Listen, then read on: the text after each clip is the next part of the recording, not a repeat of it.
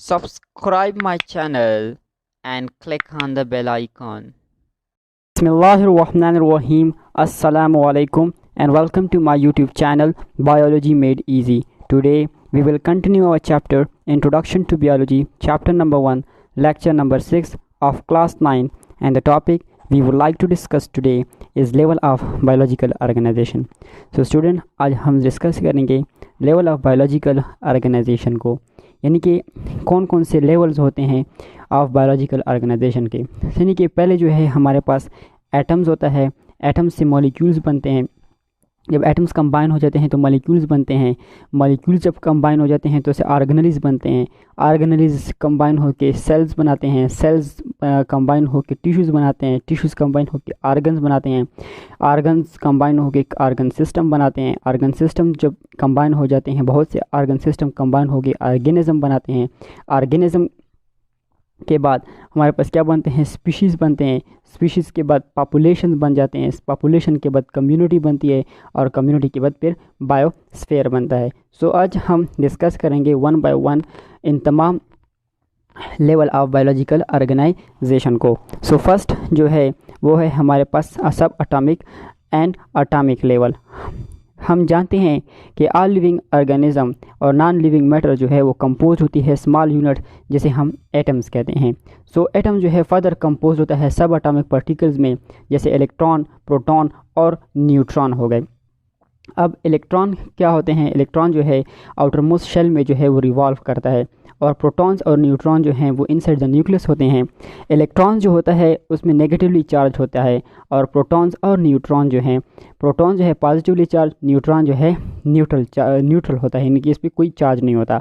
सो organism जो है वो हमारे पास मेड होता है 16 काइंड्स ऑफ एलिमेंट्स से।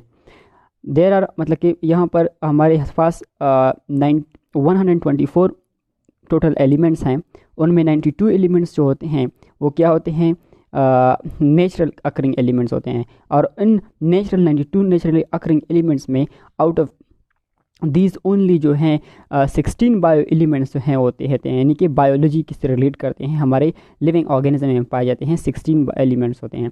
सो उनमें 16 बायो एलिमेंट्स में ओनली 6 एलिमेंट्स ऐसे होते हैं, out of these only 6 bio elements ऐसे होते हैं जो हमारी बॉडी का 99% ऑफ द प्रोटोप्लाज्म यानी मास बनाती है। प्रोटोप्लाज्म क्या होता है, साइटोप्लाज्म प्लस न्यूक्लियस जो है वो प्रोटोप्लाज्म के बराबर होता है। सो इनमें कौन कौन से होते हैं, इनमें oxygen, carbon, hydrogen, nitrogen, calcium और फास्फोरस जो हैं वो शामिल होते हैं। और अदर जो 10% जो है वो बनाते हैं, और अदर जो 10 एलिमेंट्स हैं वो बॉडी में ट्रेस अमाउंट में होते हैं, यानी कि वो 1% ऑफ द प्रोटोप्लाज्म बनाते हैं, यानी कि बहुत ना होने के बराबर जो हैं होते हैं। उसमें पोटाशियम है, सल्फ़र है, क्लोरीन है, सोडियम है, मैग्नीशियम है, आयरन है, कॉपर है, मैग्नीशियम, मैंगनीज, जिंक और आयोडीन जो हैं वो शामिल हैं। सो ये तो था सब एटॉमिक और एटॉमिक लेवल के बारे में।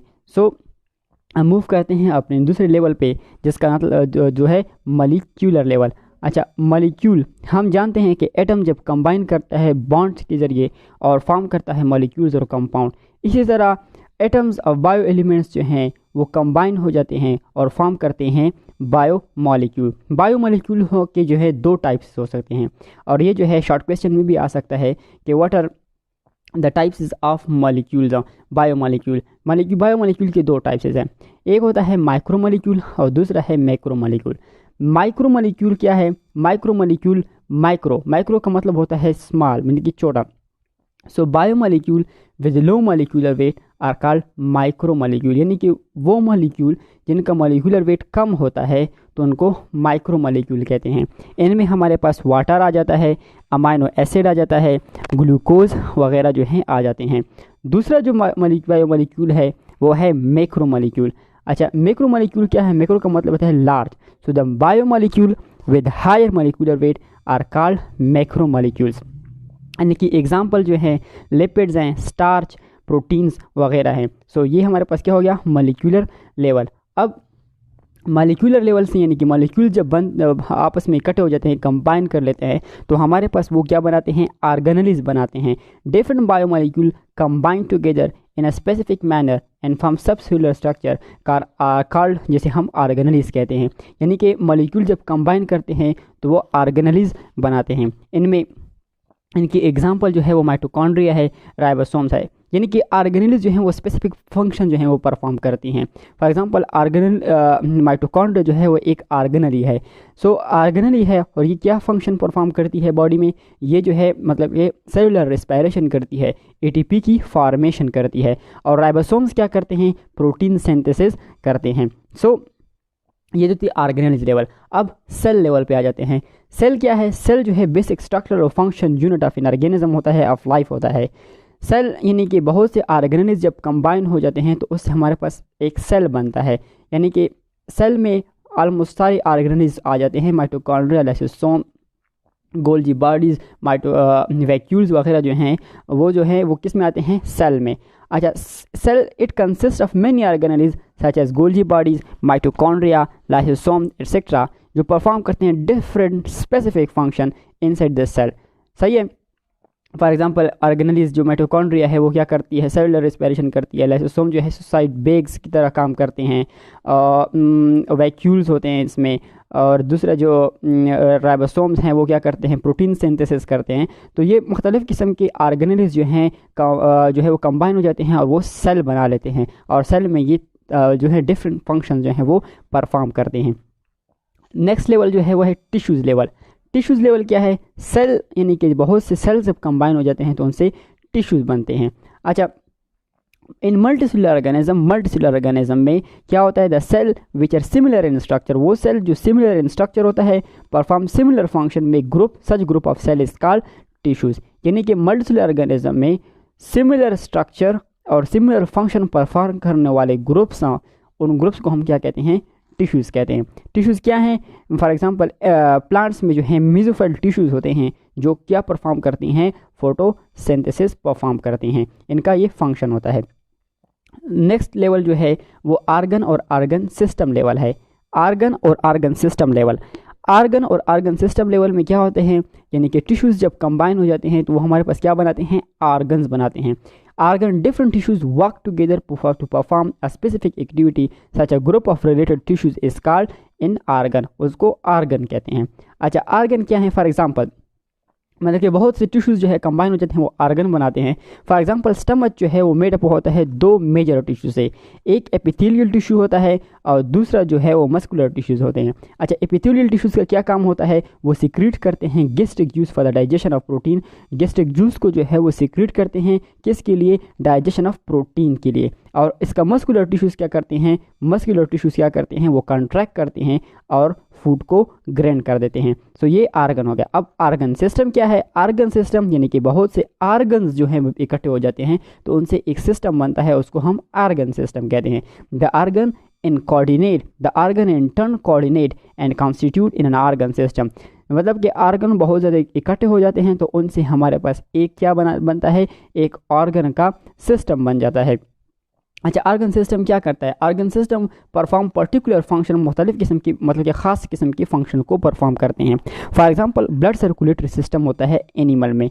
ब्लड सर्कुलेटरी सिस्टम में हमारे पास बहुत से ज़्यादा आर्गन्स जो हैं वो हिस्सा लेते हैं। For example blood circulatory system is compose of organs, जैसे कि हार्ट है वो आर्टरीज, वेन्स और कैपिलरीज पे मुश्तमिल होता है। क्या आर्गन सिस्टम हो जाता है, हमारे पास ब्लड सर्कुलेटरी सिस्टम जो है मतलब कि मुख्तलिफ किस्म के आर्गन पे कंपोज होता है, जैसे कि हार्ट, आर्टरीज, वेन्स और कैपिलरीज, ये आर्गन सिस्टम बनाते हैं। अब नेक्स्ट लेवल जो है वो है इंडिविजुअल लेवल।